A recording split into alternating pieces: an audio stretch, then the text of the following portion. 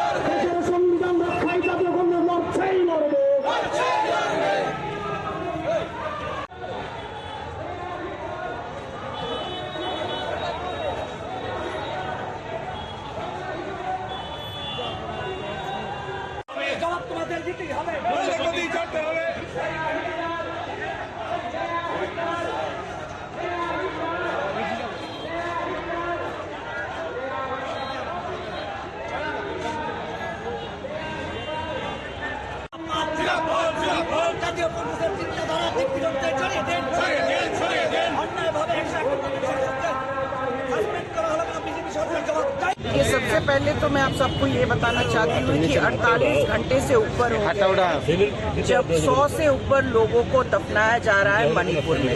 48 घंटे से ऊपर हो गया है जब पार्लियामेंट पे अटैक हुआ।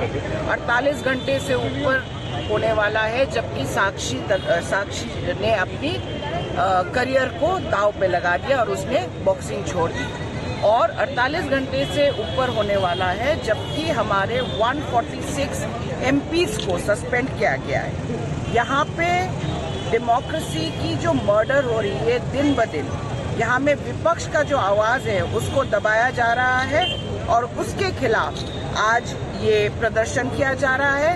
और हमारे जितने भी सहभागी, जितने भी हमारे पार्टीज हैं, सब लोग एक साथ मिलकर एकजुट होकर आज जंतर मंतर में भी 11 बजे आज प्रदर्शन हुआ है और हर एक प्रदेश में आज इस तरीके का प्रदर्शन हो रहा है, क्योंकि हमें लोगों की आवाज उठाने के लिए हमारे जो प्रतिनिधि है उनको भेजा जाता है पार्लियामेंट में। ऐसे नहीं कि कोई भी पार्लियामेंट में सिर्फ रूलिंग पार्टी हो और विपक्ष के कोई भी एमपीज ना हो, क्योंकि विपक्ष की आवाज को दबाने की कोशिश की जा रही है, इसलिए उनको सस्पेंड किया गया है।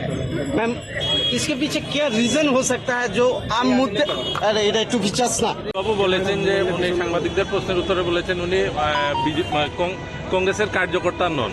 আমরা যতদূর জানি যে উনি কংগ্রেসের টিকিটেই জয় হয়েছেন। এই বিষয়টাকে আপনি কিভাবে দেখছেন বা কি বলবেন? দেখুন, আজকে অবশ্যই এই বিষয়টা নিয়ে মুখ্য না, তবে যারা কংগ্রেস দলকে ভালোবাসে তারা কংগ্রেস দলের প্রতি আস্থা রেখে কাজ করে যাচ্ছে।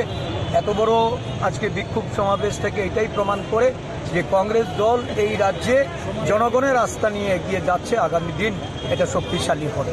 সবাইকে নিয়েই কংগ্রেস চলে। ধন্যবাদ।